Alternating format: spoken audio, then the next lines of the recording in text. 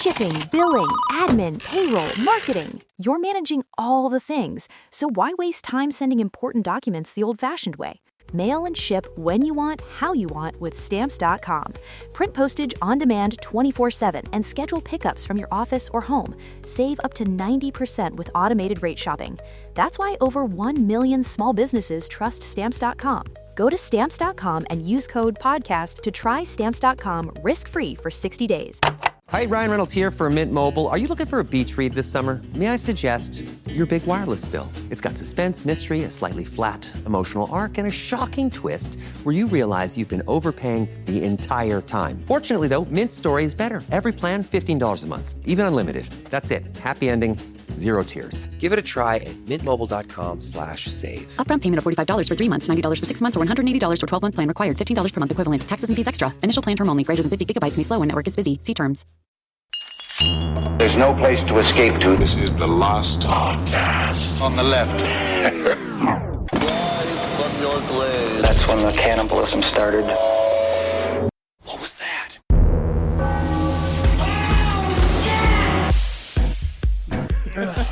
Oh, wait, before we start. What is happening? You sound like JonBenét Ramsey towards the end there. That's it. Yeah, the thing about JonBenét Ramsey is that, listen, I also have problems tying a tie, but I actually think that it's really despicable to learn on a little girl like that. You think that it was a tailor gone crazy? It was just like, must tie a tie today, must learn how to tie a tie for around the world's smallest neck. I'm going to say that this is brutal, though. Oh, my God. It's so sad. Yeah. We're covering JonBenét Ramsey today. Yes, okay. So JonBenét Ramsey, rest in peace. Beautiful girl, did not deserve anything that happened to her. But we're going to discuss her case, which is a worldwide phenomenon and much, much larger than we have been led to believe. A T for two, a two for T. John, you're with us. JonBenét, how's heaven, JonBenét? For me, it's so much fun. What I like about heaven is that there's slides everywhere. And I can take a slide from the ice cream store to there's a store just called the present store. Does God make you wear a little dress and dance like you're an adult even though you're a child who shouldn't be sexualized? He says that it's sexy how my knees are shown and so much of my thighs. Okay. He loves that about it. Oh, what's that? John, I think I hear JonBenét. He also loves my special skills segment, which I always did. I was so that's how I wrapped it up. So that was my clincher, you know. The judge would be like, "Oh, we've heard your song, we've seen your dress. Now, what's your special skill?" And I'd go, "Let me suck that dick." Oh, I see. That's good. I think God's calling you back to the slides now, JonBenét. Okay, go have fun. All right, welcome to the show. Marcus Parks, Ben Kissel, JonBenét Ramsey is here as well. Perfect. Obviously, we're discussing this case. Another amazing job of research, Mr. Marcus Parks. Thank you very much. What this is, I'm going to call this a tangled web of horseshit. That's the professional term for it. Because we like to. This is because there's the case which we're going to cover, which is the case in general, which is just brutal and sad, and there's a lot of unknowns. A child is dead. Yes. Yes.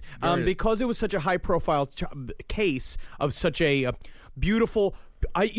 I'm already feel despicable even saying of it, but it's like a picture of the perfect victim, with her in the pink dress, but she's got those like sad eyes. Yeah. So she's great for newspapers. She is perfect for newspapers. We discuss it on the other end of the spectrum with the less dead. Black prostitutes, elderly tend to be addicted to drugs. She is the most dead. JonBenét, the most dead person in she's our baby, the baby that was stolen from the Limburg baby. She's our Limburg baby. And I watched documentary that basically sort of exonerates the parents because all of America, it's sort of naturally assumed that the parents did it, which is not entirely true.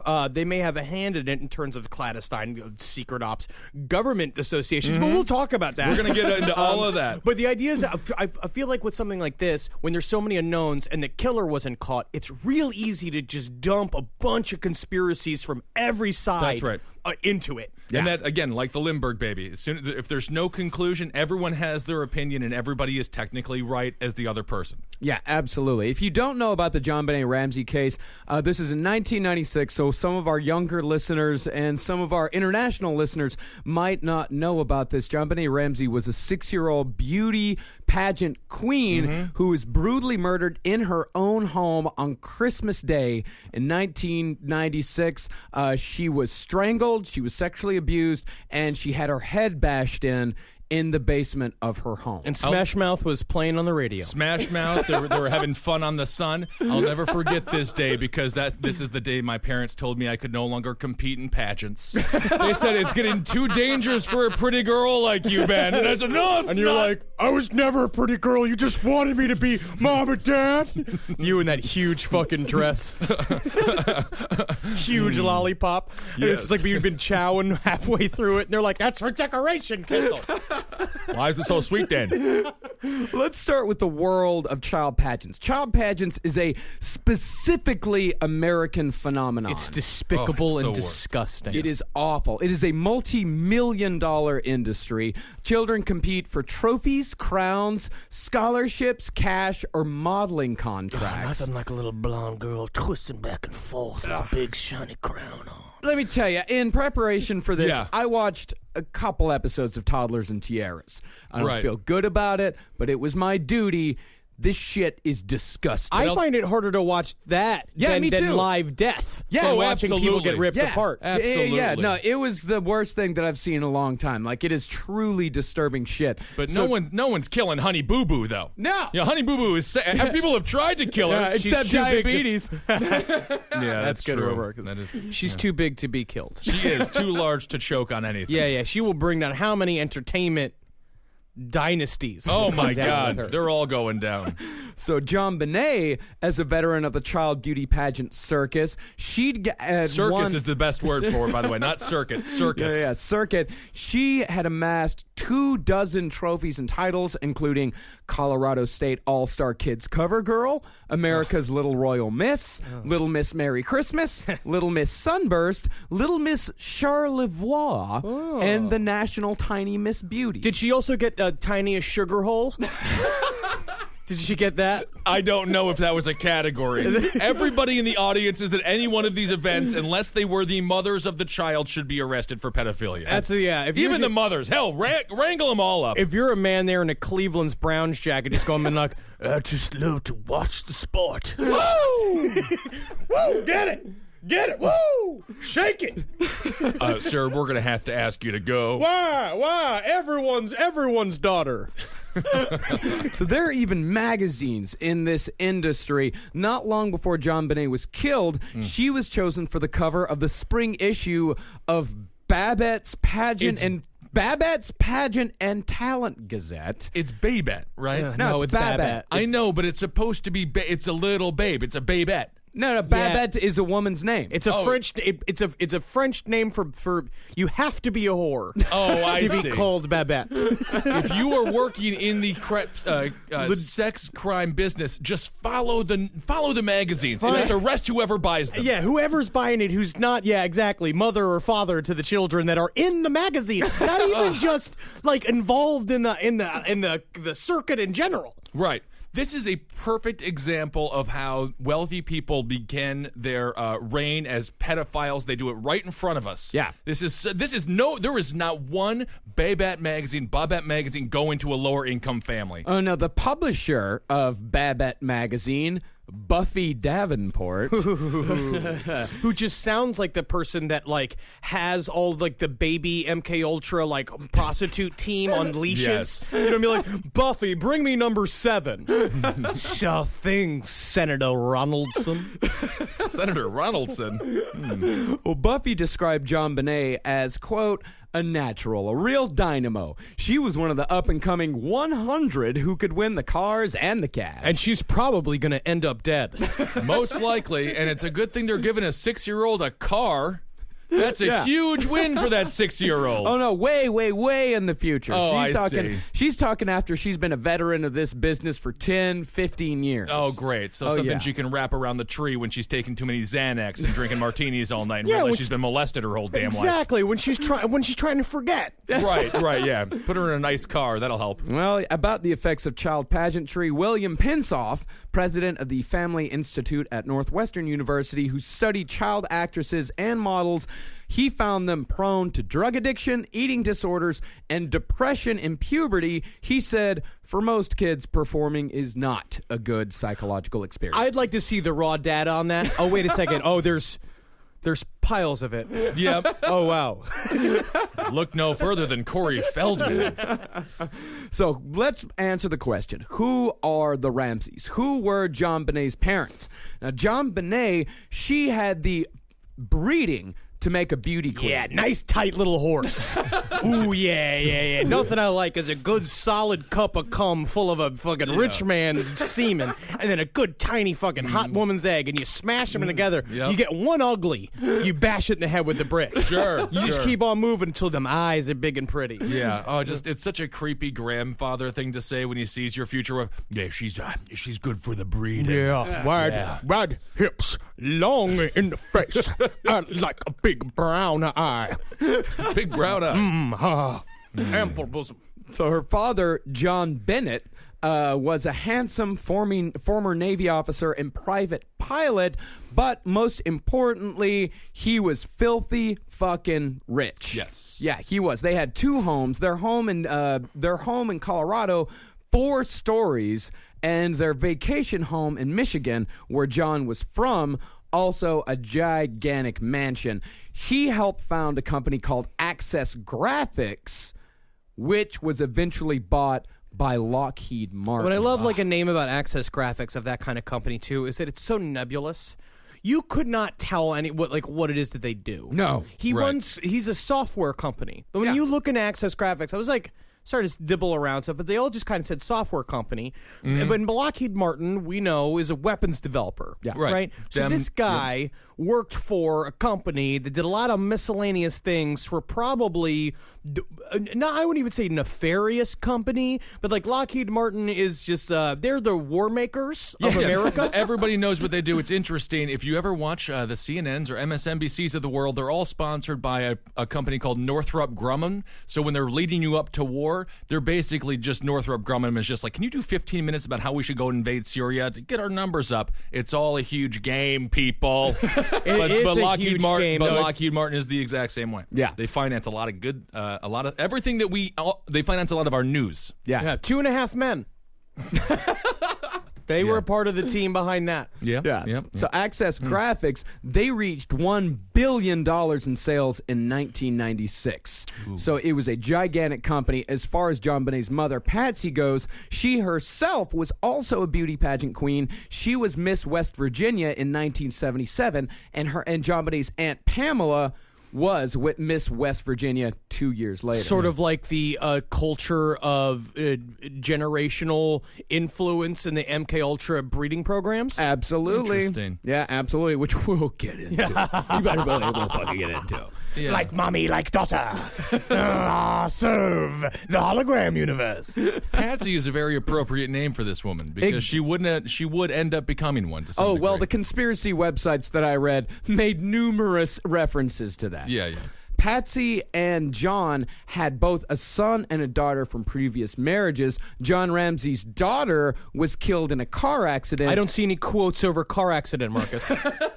That was just 4 years before when the daughter was 22 years old. So John has 2 dead daughters under his belt. Mm-hmm. Well, she was the only girl to die in a car accident who was shot in the head. She was murdered in the head.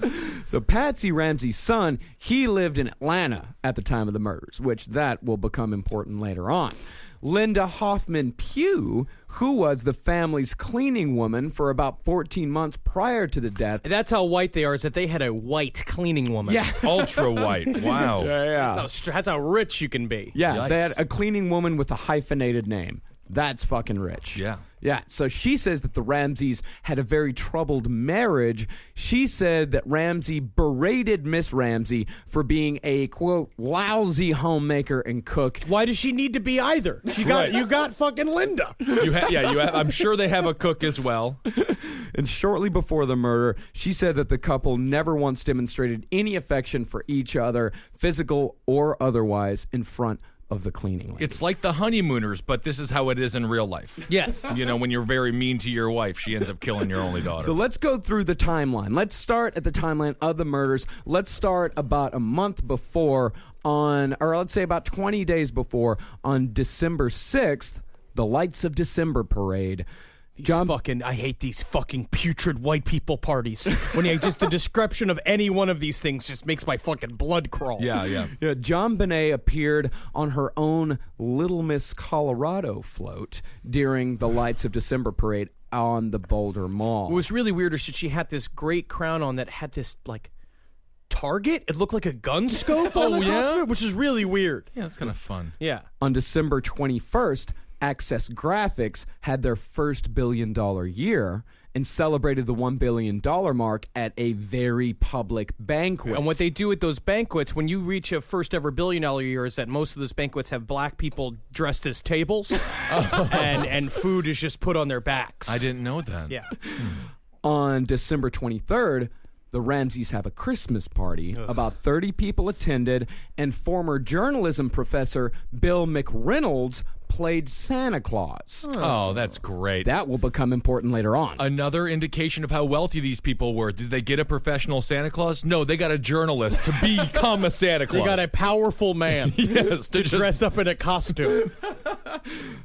This podcast is brought to you by Squarespace. Squarespace is an all-in-one website platform that helps you stand out online. Yes, that's right. You don't have to smash your face with a hammer. You can just start a business. It's got everything you need on Squarespace, from securing your domain to building a professional site and showcasing your work all in one place. Let's say you want to show everybody how you can carve your ribs out of your lower abdomen so that you look more like a Ken doll. That's amazing. You can bring your vision to life with AI-powered design or curated templates, plus flexible editing tools that helps you create something that truly reflects your style, especially if you are somebody that is trying to corrupt the young men of America. That's what Squarespace is really going to help you. Squarespace makes it easy. It makes it easy for you to put all that together, and you just go to Squarespace and do it all.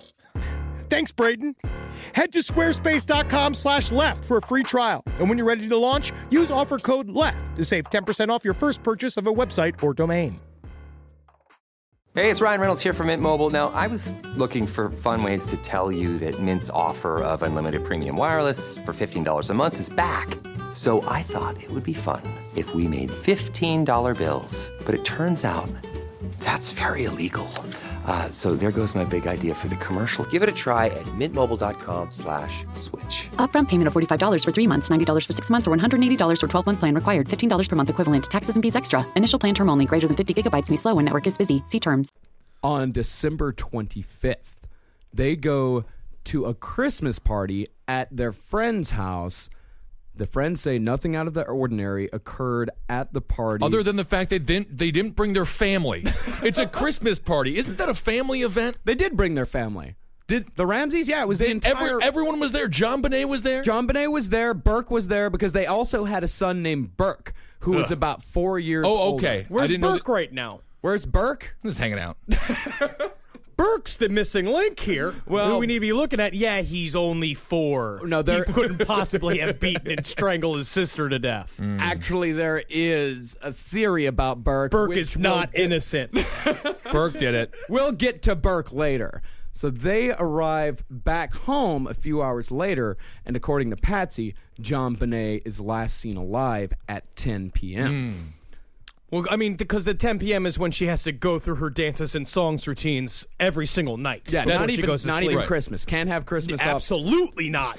Marcus, are you not a fucking... You haven't been out there in the circuit. You don't know what these fucking animals are prepared to do. Yes. No, I'm not a champion. And that's the only way Patsy ever saw her alive, when she was dancing on stage, you know? That's it. So at 2 a.m. that night, neighbor Melody Stanton heard a prolonged scream from a little girl, which was cut short very abruptly. She thought nothing of it, made a note of it, but went back to bed. Is that the blood-curdling, shrill cry of a dead child? Back to sleep. Yeah, whatever. It happens. At 5:30 a.m., the Ramseys wake up to catch a private flight to their second home in Michigan. Right. Okay, so 10 p.m. to 5:30 a.m. Yeah. As far as they know, little girl's still alive. Right. 5:45 a.m., the ransom note is discovered. Patsy Ramsey wakes up. She goes down the back stairs towards the second floor. Remember, it's a 4-floor house. She goes down the spiral stairs towards the ground floor. On the step near the bottom of the stairs, she discovered a 3-page handwritten ransom note saying that JonBenét had been kidnapped. So Patsy, at 5:52 a.m., calls the Boulder, Colorado. So it took her 7 minutes. 7 minutes. I'm freaking out. But that makes sense. That's not that long of time. Well, she had to search the house first. She wanted to make sure that Burke wasn't playing a bit of a goof on her. Classic Burke move. Burke being only 4, the world's greatest career criminal about to be born. Burke was 10. Oh, he definitely killed his Nearing sister. puberty. Sort of. Not if he's me. He's got another 5 years. So let's hear the 911 call that Patsy Ramsey placed that night. 911 emergency. Police. What's going on? 515th Street. What's going on there, ma'am? We have a kidnapping. Hurry, please. Explain to me what's going on, okay?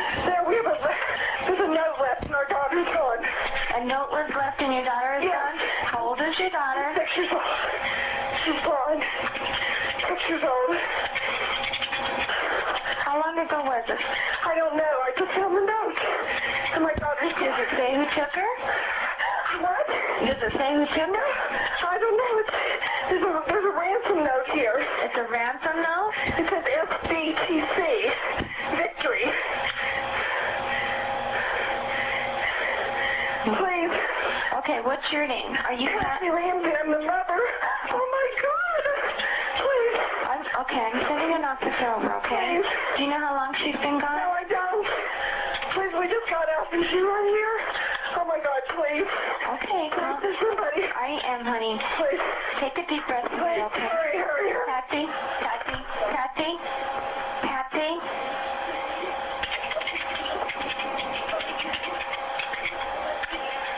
And that's how every one of my dates ends.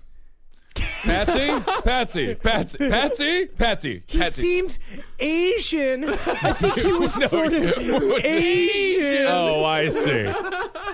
Wow, but that is a very intense. I believe her emotions in that for sure. Yeah, absolutely. Distraught. I don't think she. I mean, it may be premature, but I don't think she's got anything to do with the actual crime. No, she seemed devastated. I would say, we can't say right now that the prevailing theory is that the Ramseys did not do it. Right. We'll go into it why later, but they have no evidence. There's zero evidence, and really the circumstances surrounding it would be, if the Ramseys actually did it, it would be the most bizarre crime in American history. Absolutely. Yeah. To do a fake ransom note as like a sort of head fake to the police for some reason, and then it just.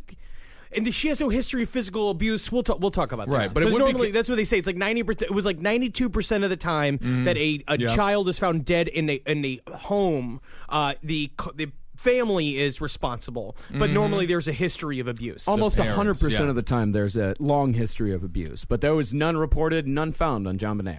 92% of the time, but 100% of the time, abuse. It would be kind of fun to make your own ransom letter, though, because then you can write a check, but to yourself, so you lost money, but then you make it right back. Yeah, and all you have to show for it in the end is your horribly mutilated daughter. Yeah, you have a dead child there. So let's read the ransom note. Oh, my God. And by the way, this ransom note is the longest ransom note, as far as we know, the longest ransom note in American criminal history. Most ransom notes are no longer than 15 words long. This is 374 words long. So if there were like a tandem, a duo doing it, I'm sure the one member was just like, what are you doing, writing your novel over there? One's just... Yeah.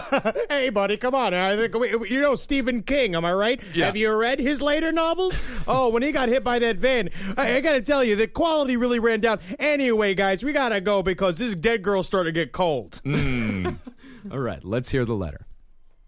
Mr. Ramsey, listen carefully. We are a group of individuals that represent a small foreign faction. We respect your business, but not the country that it serves. At this time, we have your daughter in our possession. She is safe and unharmed, and if you want her to see 1997, you must follow our instructions to the letter. You will withdraw $118,000 from your account. $100,000 will be in $100 bills, and the remaining $18,000 in $20 bills. Make sure that you bring an adequate size attaché to the bank. When you get home, you will put the money in a brown paper bag. I will call you between 8 and 10 a.m. tomorrow to instruct you on delivery. The delivery will be exhausting, so I advise you to get rested. If we monitor you getting the money early, we might call you early to arrange an earlier delivery of the money, and hence, an earlier delivery pickup of your daughter. Any deviation of my instructions will result in the immediate execution of your daughter. You will also be denied her remains for proper burial. The two gentlemen watching over your daughter do not particularly like you, so I advise you not to provoke them. Speaking to anyone about your situation, such as police, FBI, etc., will result in your daughter being beheaded. If we catch you talking to a stray dog, she dies. If you alert bank authorities, she dies. If the money is in any way marked or tampered with, she dies. You will be scanned for electronic devices, and if any are found, she dies. You can try to deceive us, but be warned that we are familiar with law enforcement countermeasures and tactics. You stand a 99% chance of killing your daughter if you try to outsmart us. Follow our instructions, and you stand a 100% chance of getting her back. You and your family are under constant scrutiny as well as the authorities. Don't try to grow a brain, John. You are not the only fat cat around, so don't think that killing will be difficult. Don't underestimate us, John. Use that good southern common sense of yours. It's up to you now, John.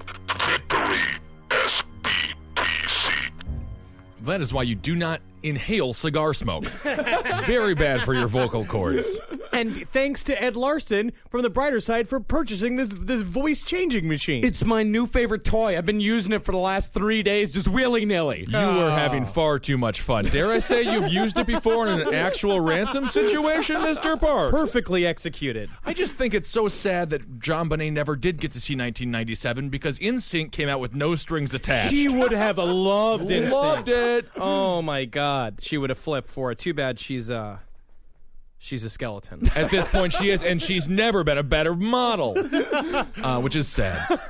So after the 911 call, almost immediately, the Ramseys call their family friends Fleet and Priscilla White and John and Barbara Fernie. Wait a second. So these guys Mexicans? Are they Mexican or are they Fleet White? What's the correlation between having a bunch of money and having old American wealth and just white trash names? It is cousins marrying each other. Because the richer you get, it's not poor people that fuck their... At least poor people fuck their significant other's cousins. You know what I mean? Sure, they all sure. fuck within the same family. Right. Rich people believe they're making each other smarter by just fucking in the family, fucking a direct family. Yep, keeping that blood a royal purple. So 6 a.m., the police arrive. Those family friends that they called arrived after the police got there, but police let them inside, making their very first mistake by failing to secure the crime scene in any way whatsoever. And let's go ahead and say right now that the Boulder Police Department fucked this up worse than any other crime investigation that I have ever researched. That's why it points to suspicious, like, questions. Yeah. It's Right. like when he comes in there, like basically they showed up, they let them trample all over the crime Right. scene. Their friends came in there, they're walking around the kitchen. They didn't even search the entire house because literally what you're going to see right here is they searched they searched the house, but they neglected to really search the basement. Her body was sitting there the entire time Ridiculous. just behind a closed door. Yeah. They just didn't open a door. Yeah. It's like, yeah. knock, knock. Oh, who's there now? Oh, this is the Boulder, Colorado High School Marching Band. Come on through. Come on through. It's fun. And exactly, it's like they just didn't open that basement door because it's like, we just hate to, interrupt anybody's privacy. We got to have a little bit of evidence melt off the body. And I wouldn't be surprised if this is also just rich bullying, where the police are there, the friends show up. I am? Exactly. I am Fleece White of the Whites. Hello, yes. Gold coin for you, Sergeant. You're pure of skin and brown of eye. Come with me, join my family crest. So by 7:30 a.m., John Ramsey has already collected the $118,000. It's about an hour and a half later, and boom, $118,000. The guy pretty much pulls it out of his pocket. Right. At 8 a.m., the police, not the Ramseys, the police call a victims advocate group to come and counsel the Ramseys, bringing more people into an active crime scene. And in fact, after using the kitchen, the advocates cleaned and wiped down the counters with spray cleaner. So they were like, this is just, I can't even. Yes, I know. Our daughter was actually hacked up and fed to a bunch of dogs last year. Yeah. So, and you know what? The thing that really just ticked me off about it is that when I was sitting there just being like, oh my God, my daughter was cut to a bunch of stew meat, I was just like, these counters are a mess. And then I remember. And I can't concentrate. I remember Clorox came out with a new lemon scented bleach, and I can't wait to spray it all over the places that may or may not incriminate you. But it's a similar situation that happened in the Simpson trial where the guy just came, the cops let everybody trample everywhere, and then a guy came and changed the doorknob that was full of probably Simpson's blood. Absolutely. So right before 10 a.m., the police, at the very least, sealed JonBenét's room. It took them 4 hours to figure out, maybe we shouldn't let people go into the scene of the crime. Let's seal that off. Right. And it's the only place in the entire house where any attempt to seal the crime scene is made. But also, I find this fact to be really true as well, is that they were suffering a lack of manpower because it was Christmas and everybody was on fucking vacation. Yeah, it was Christmas Day, and all the rookies drew the short straw. So you had a bunch of inexperienced police officers who didn't know what the fuck to do coming over to this house and just bungling up the whole fucking I don't really understand. I thought criminals called the truce on Christmas. Yeah, exactly. Do they know it's Christmas? It's what's that? Gelfand, something like that. But Geldof, yeah.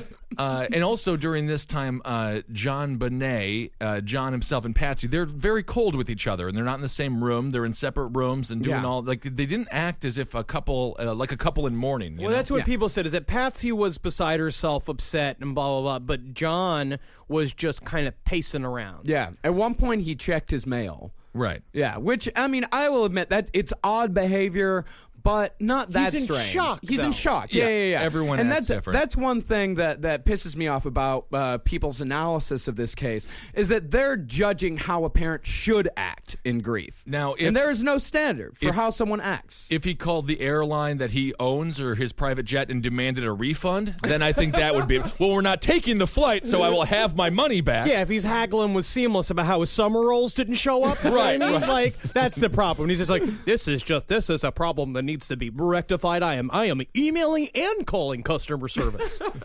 Here's an interesting fact, though. Man, it's crazy to think they didn't even have email back then. Yeah, well, they did, but it was just 96? nerds. I had email then. MetallicRose@yahoo.com. Yeah. Metallic because my two favorite bands were Metallica and Guns N' Roses, and I had no idea at the time how much it made me sound like a ninny. Yeah, it sounds like you should be doing anal gate porn on a webcam. Metallic Rose. Dude, I thought I was so cool. No, I wasn't. All right, you were. So the 8 to 10, because remember in the ransom note, they said that they would call them between 8 and 10 a.m., that window came and went. Nobody mentioned it. Nobody said a single, after 10 a.m. came and went, nobody said anything. That's very weird. So you would think you'd be waiting by the phone for these 2 hours, 8 a.m. to 10 a.m. Columbo was on. Right. All right, and when I am in a Columbo jag, it's like I may as well be deaf and dumb. Mm-hmm. Columbo is a really good detective if the murder happened in a bizarre way. He would have been great at helping this case. Yeah. But he's fictional. But if he would just see somebody shoot another person, I don't think he could solve it. So a little bit before 1 p.m., this police officer, her name is, I think, Karen Arndt. She was the only cop left on the scene. This is very interesting that they had one cop, an extremely rich man who had connections to the defense industry, who had a ransom note that mentioned a small foreign faction, which indicates the possibility of terrorism. The FBI came and went. They came at about 8 a.m. They dropped a wiretap, They dropped a wiretap, and then they fucking left. There were, in the area, there were other examples of CEOs having their sons being kidnapped, and the FBI just fucking swarmed these places. Right. But with this case, they left one rookie officer to watch over this entire scene. So this rookie officer is this is so fucking dumb. She said that John Ramsey, she said the room was tense. So she wanted to give John something to do. Right. So she told John to search the house from top to bottom, looking for her fucking, Which looking is for his literally daughter. like if you're an NBA basketball player and then you also have to deliver beer to the stands.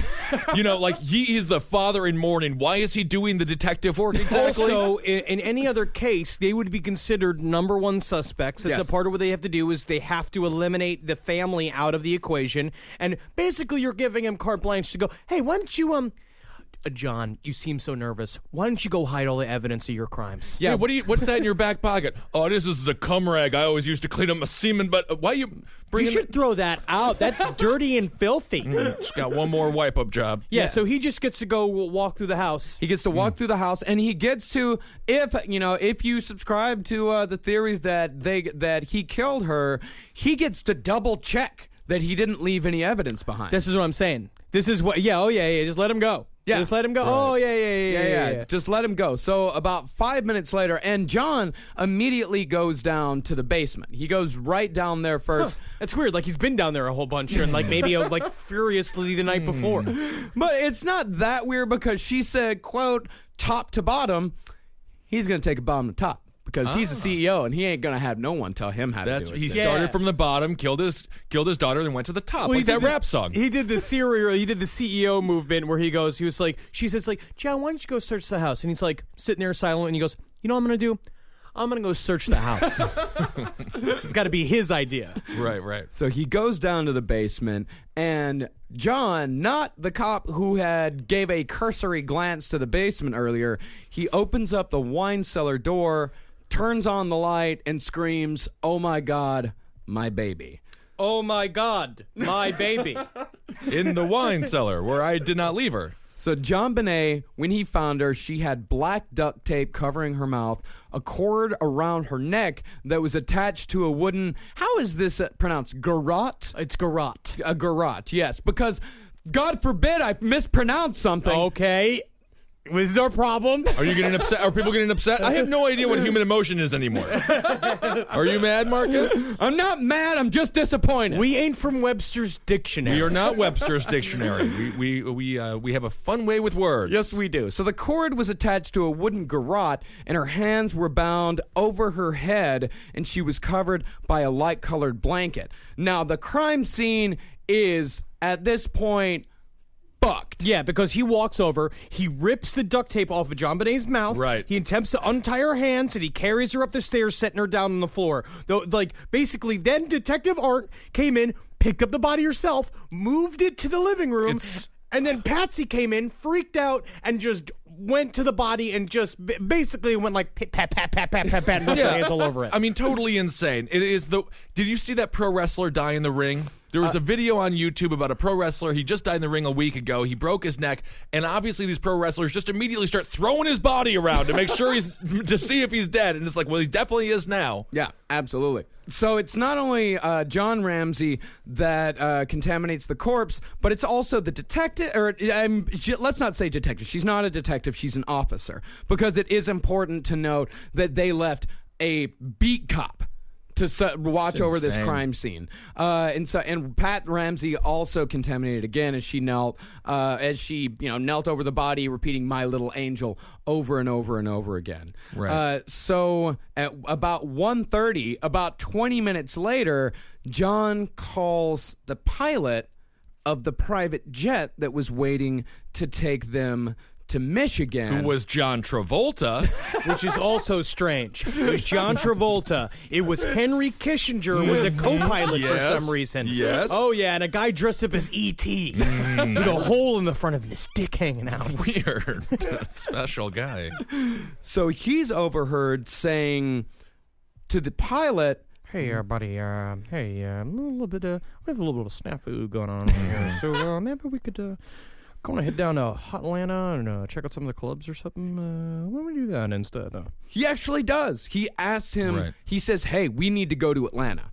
We're Right. going to Atlanta right now." But the police tell him, like, "Hey, you can't leave town." They actually do that right. Yeah, Is they're there finally any- like, "You can't leave town." Right. Is it because CNN was there? Did he want to go talk to the news, or what was the there's no reason? No, there really is no reason, because at this point, his Patsy's son, who lived in Atlanta, was already on a flight back to Boulder. So why was he wanting to go to Atlanta? Was it possible that he knew what was going on? Was he going to Atlanta to possibly settle a score? What would he do? Would he speak to their manager? Throttle a man. He would go and throttle this vile beast. No, it sounds like he got mixed up with the wrong crew of people.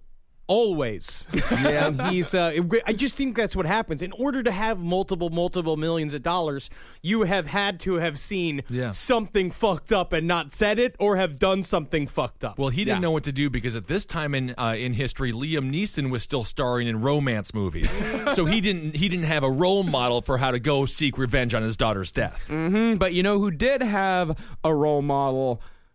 The people who wrote the ransom note. There's a lot of weird things about this ransom note. And by the way, before we get to the ransom note, it should be noted that the cops did not fully secure the crime scene until almost 2:00 in the afternoon. They were eating, right?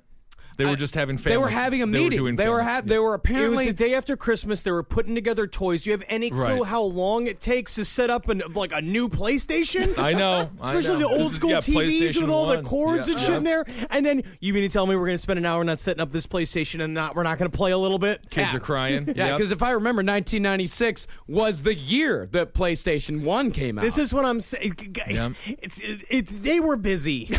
I'll never forget it. That was the year I got a Sega. Yeah. Wow. Isn't that? You're like the poorest, hugest rich child. Yeah. You know? Yeah.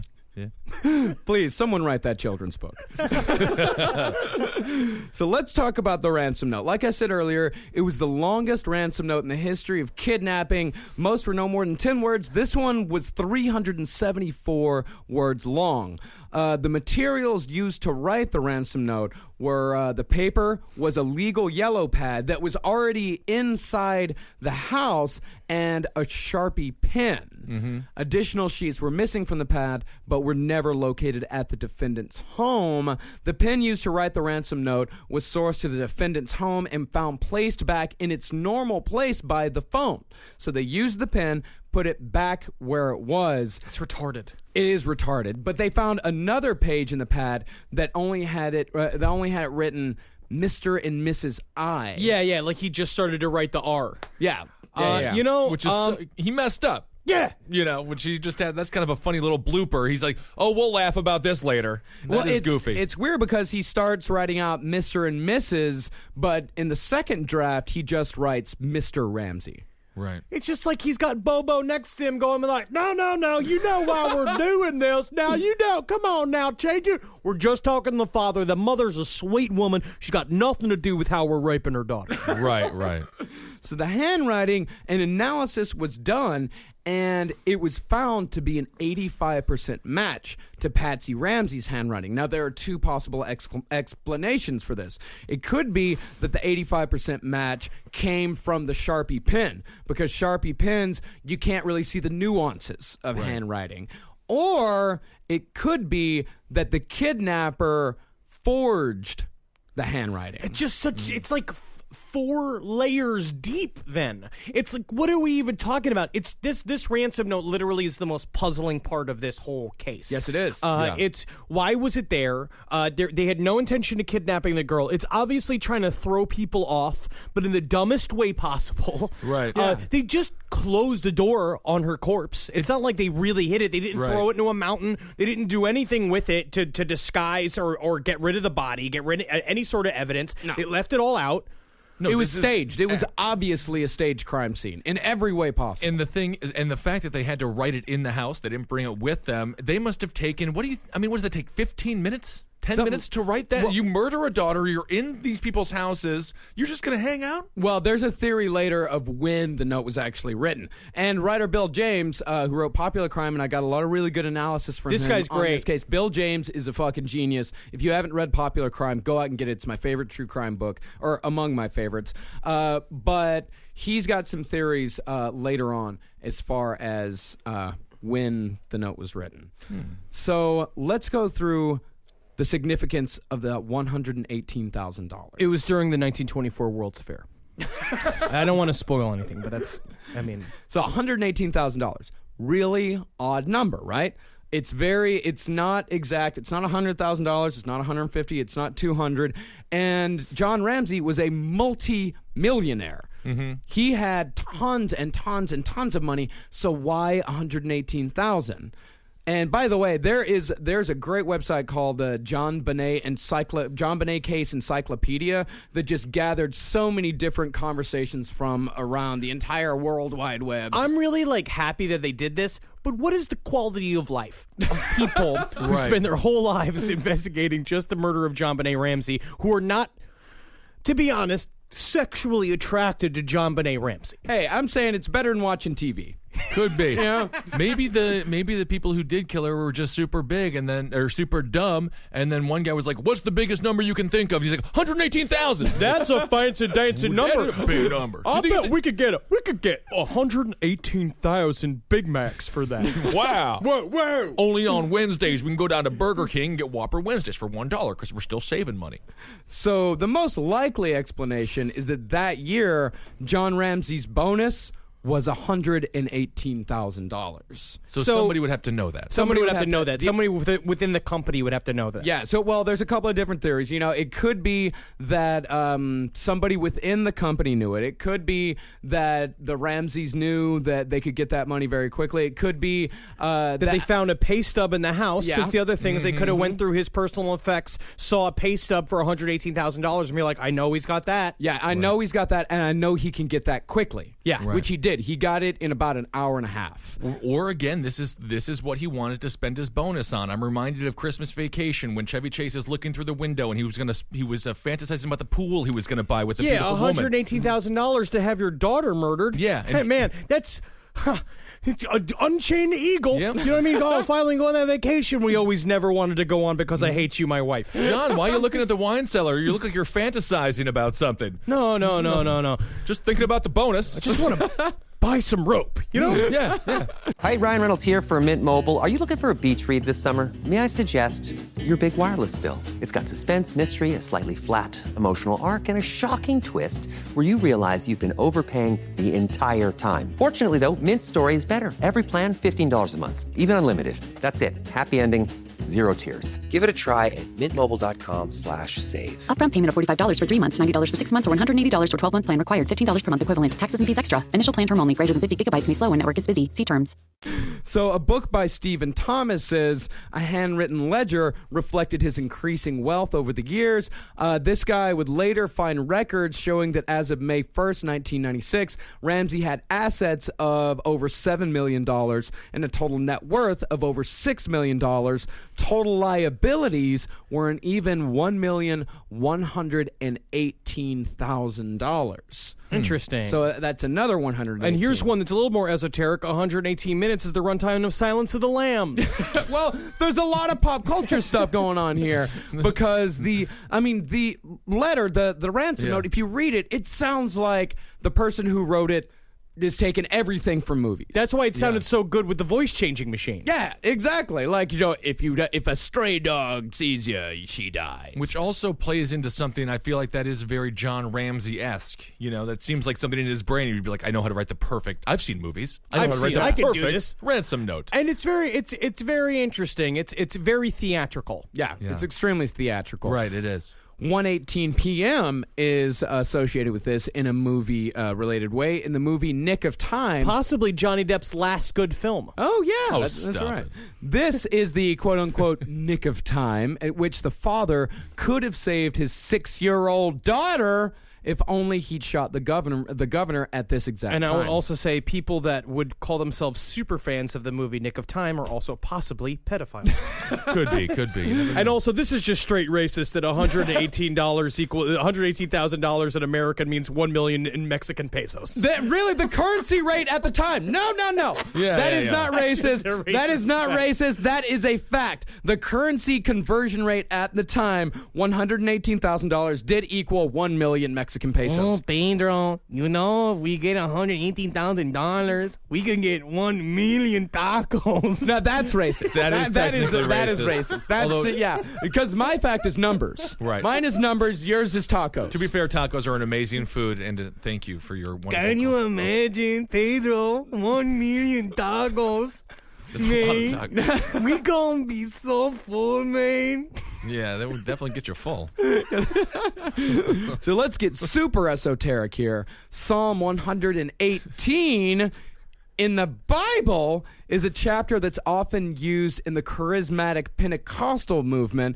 Psalms 118 verse 27 can be seen as offering a person as a sacrifice to God. Now, this is a man who works at a 7-Eleven's conspiracy theory. You know what I mean? He spends a lot of time alone thinking about this case. Well, the reason why he was drawn to this is because supposedly the Bible in Patsy's bedroom was turned to Psalm 118, which includes the following verse. God is the Lord, which hath shown us light. Bind the sacrifice with cords, even unto the horns of the altar. Yeah. Very interesting. It doesn't say anything about rape. Not a single thing. I mean, plenty of other books in the Bible talk about rape. Wait a second. Where's the rape in it? Go to the Old Testament. Oh, okay. Well, we don't know if that was necessarily even the case in this situation. Yeah, we actually don't know. And the term at the very end, this is really weird. Use that good Southern common sense. Right. John Ramsey was not Southern. He was from Michigan. His wife was Southern, though. His wife was from West Virginia. Yeah. So it's kind of weird that Patsy would say use that good Southern common sense unless it was like a weird in-joke that she included in the ransom Which note. is also, a really bad taste to include an inside joke on the faking kidnapping letter that you're writing in order to cover up the fact that you both raped and murdered your own daughter. Well, that's why sometimes on those Comedy Central roasts, I just don't get it. Yeah. Because it's like too inside. It's $118,000. Or I'll tell you what, Barbara's going to get the banana. And he just reads it. He's just like, that is funny. I remember that. Yeah, definitely. That was a good story. So if you'll remember, the letter was signed SBTC. Victory! SBTC. There are many different possibilities as to what SBTC could stand for. First of all, Santa Barbara Tennis Club. Worst rapists in the world. I will put that on air. You could put that in writing. I know for a fact that the worst rapists in the world exist at the Santa Barbara Tennis Club. And I am going to go, next time I go to Los Angeles, I'm shutting it down. Can you imagine if you are a detective and that was true and be like, Mr. Ramsey, I just hate to tell you, Yeah, the Santa Barbara Tennis Club. Yeah, they raped and murdered your daughter. Whoa. That would be, the Santa Barbara Tennis Club. I'm not paying my dues anymore. Well, do you want to be a member still, sir? I do. Yeah. The quality of the whole club left when we lost Andre Agassi as our club pro. Unbelievable. The whole quality dropped. It could be seduced by the child. That is victim blaming. That is victim blaming, but that is victim blaming on the account of the perpetrators who could have seen. I mean, it is possible that, Gary Ridgway saw prostitutes as vermin. Yes. Something that he should clean up. And so it's possible that the perpetrator of this sign saw JonBenét Ramsey as some sort of siren. He was one of those guys in the Cleveland Browns jackets who goes to see the pageants all the time. Again, let's clarify. JonBenét Ramsey would have never been a fashion queen if her parents didn't want her to be. No 6-year-old is just like, I want to be around a bunch of dudes with crusty pants. I want to make guys with beards really aroused. They are all forced. I don't care what anybody says. They are all forced, because even if they aren't directly forced, years of supporting the idea drills in their head that it's okay for them to be sexualized and literally prance in front of grown men who decide how pretty they are. In Florida, they banned dwarf tossing, but this is still legal. Another possibility, signed by the captain. Okay. Internet poster Mame says that this is a very common phrase in sailboat racing. When there's a win, they refer to it as victory and signed by the captain. John Ramsey participated in competitive yacht racing with his friend Fleet White. Who's also weird that his name is Fleet, and that's also the name of a group of boats. White people are so stupid. White people, that is like a term that you have to be so rich and white to even understand. Signed by the captain. Make sure Buffy brings the mimosas, because I can't channel my SS Persimmon. Yeah, I know these guys Unless were I just have mimosas. they were hanging out in the basement of whatever boat they were in, or what. Someone else was rowing all this. They weren't doing anything. It could be Square Bible and the Compass. That's just making stuff up there. Internet poster Cold Case suggests that it might stand for these 3 Masonic symbols, which are depicted on their crest or seal. Square, the Bible, the compass, and then what's the third one? What's T?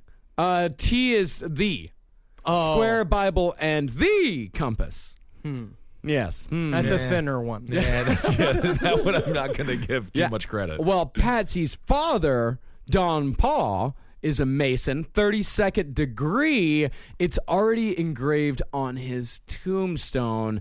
This could be a way for the writer to point to whomever had been abusing JonBenét Ramsey. SBTC is engraved on his tombstone? You know what I just said? No. The let's see here. The entire seal. Yes, the Masonic seal. Sure. Yeah, but I feel like the way, though, if you're writing a Ramsey note and your idea is to tell everybody that all this abuse is going on, this is a tip to people that are going to use kidnapping to illuminate abuse. Just say the names and the details. Right. Don't hide it in code. Just say who it is and where you can find them and their phone number and where they'll be, what their work schedule is, where they work. You know? Especially if you're depending on the Boulder Police Department to figure it out. Yeah, because they're too busy skiing and hanging around with girls in bikinis at like a ski lodge, like in an 80s comedy. Right. Yeah. I don't know what was happening in Colorado in the 90s. Pretty laid back place, I think. Well, in fact, in 1996, this was December 25th, 1996. It was the first murder in Boulder, Colorado that year. Well, they have definitely made up for that with John Holmes, Columbine, a whole series of different things. It really has. Wow. Or they really have. Very interesting. Yeah. It could also be stop bombing third world countries, because Access Graphics was a subsidiary of Lockheed Martin. It just seems like it's like the people who blow up, I don't know. Hummer You're going factories. for peace, so you want to inspire peace. So what you do is rape and strangle a 6-year-old girl. Well, I mean, a lot of the environmental groups will just blow up random Hummers and things like that. Mm-hmm. I like it when they let all the monkeys go from the. That's kind of a fun time. Yeah, because then it's like that Pee Wee Herman thing when he goes and he saves all the animals from the pet store. But then it would be really weird if he saved all the snakes and the animals from the pet store and then raped and murdered a 6-year-old girl. Right. Yeah. It could be Subic Bay Technical Center, which is John was allegedly stationed there at one point when he was in the Navy. And that actually seems like kind of on the nose. That seems a little closer. Like, that seems like that could be the most likely one. It could also be swallowed by the competition, because John Ramsey said in the book Death of Innocence, he said, I also recognized that larger, better financed companies were growing around us. Even though we were doing fine, I was afraid that unless we expanded, our company would soon be swallowed by the corporation. So, and this book was written after the death. Yeah. Yeah. So that makes no sense then. Yeah. It could, and finally, it could be saved by the cross. If you'll remember back to Psalm 118, which is used in the charismatic subculture, acronyms are very common. Anagrams, and stuff like that. Yeah. Very common. SBTC is a well-used acronym that represents the word saved by the cross, and it was also said that Patsy Ramsey was fond of acronyms. But what if it actually stands for Sean, Barry, Tommy, and Charlie? It was just a ragtag group of random lunatics. This bothers me about the religious wealthy specifically. Oh, yeah. You know, she's reading her Bible and she shuts it and she's like, time to go whore my daughter. Yeah. I mean, it's just, there's nothing religious about these people. They didn't obey any of the tenets of Christianity. They are the filth of America. These people, to me, are just he works for one of the most nefarious weapons companies in the world. Yeah. And it's just like, it's all icky and disgusting. It does seem like he might be invited to Mr. Body's house in a random mansion and given a lead pipe because he's a character from Clue. It reeks of Illuminati bullshit. Right. It just reeks of it. There's all of these fucking secrets, and we know this, and we're going to examine even more. Yeah. And so finally, the last thing we're going to cover in this episode, because this is a fucking two-parter, the last thing we'll cover in the ransom note is the writer of the ransom note used the phrase, and hence, which is a very odd little phrase. Okay. What a pretentious piece of shit phrase, And actually. hence, in the Ramsey's Christmas message, they used the exact same phrase. They said, had there been no birth of Christ, there'd be no hope of eternal life, and hence no hope of ever being with our loved ones again. That is a creepy sentence for that to Christmas be used. letter? Just say Merry Christmas. JonBenét's doing great. The house is looking good. You know, it's just like, that's all you do in a Christmas letter. You would think so. So Patsy Ramsey would use the phrase and hence in subsequent interviews. John Ramsey was also heard using the phrase and hence on a recent webcast. He said, the justice system is a government organization, and hence should be looked at with some degree of skepticism. Now we can bring this back to another man who was caught by a very strange phrase that showed up again and again. Eat your cake and have it too. I will have my revenge. It's those weird little things that can possibly trip people up. Like, and again, these weird little things become a little bit more powerful because it's not solved. So you just look for clues anywhere, and they are all around. And speaking of that, next episode, we're going to go through the investigation. We're going through a little bit of the ye old rabbit hole. Yes, for this next episode. Oh, big rabbit hole. We're going to go for around the case against the Ramseys, the case for the Ramseys. The next episode is definitely it's a rabbit hole. I watched about 45 minutes of attaching the murder of JonBenét Ramsey, saying that Twin Peaks had prophesized it. Yeah. And I really do believe I lost long division. You know what I mean? Like, I feel like I was so confused last night. I was just drinking scotch, smoking weed, trying to listen to it and understand it, and just being like, I am no longer a person. Yeah.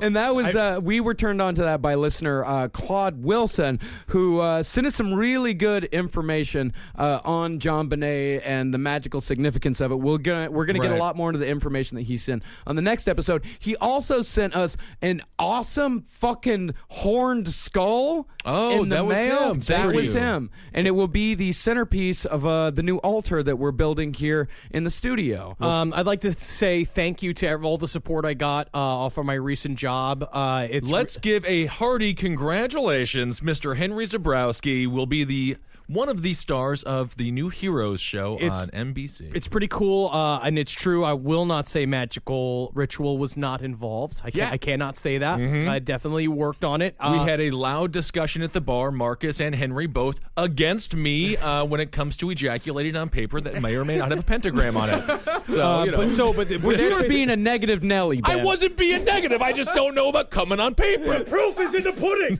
That's true. Maybe I'll try it tonight. Because of this job, I'm going to be in Toronto for the next 2.5 months. So what the fuck do I do in Toronto? If you live in Toronto and you know something that's creepy or fun to check out, let me know. That would be amazing. Yes. We also want to thank a listener, Leela, who sent us both a king cake. Oh, in so the mail. cool. A king cake, which we will be eating soon, and also sent me an executioner's hood made out of the Texas flag, as I requested. It does make you look like you're a Klansman. But if I mean, it does, but if I pull it back, then I look more like a Puerto Rican superhero. I am going to say we were going to record an episode of Roundtable of Gentlemen. Kevin Barnett was here, and Marcus put the hood on, and Kevin, I could see in his eyes terror. Yeah, he got visibly scared. nervous. He got visibly nervous. And if you guys want to fucking send us any bullshit, just go to creeklic.com. Our address is on there. Just be sure to do Last Podcast on the Left. That's and, right. Send it all over. And then we have a live show this Saturday at 10 p.m. right here at the Creek in the Cave. And Henry Zabrowski will be here for the first time in like 10 months. And this is going to be the last time in a couple of months. So please come out to that. The shows have been amazing. And it'll be great to meet all of you. Yeah, that's 1093 Jackson Avenue, Queens, New York, off the G train and the 7 train. And yeah, man, go and rate and review us on iTunes.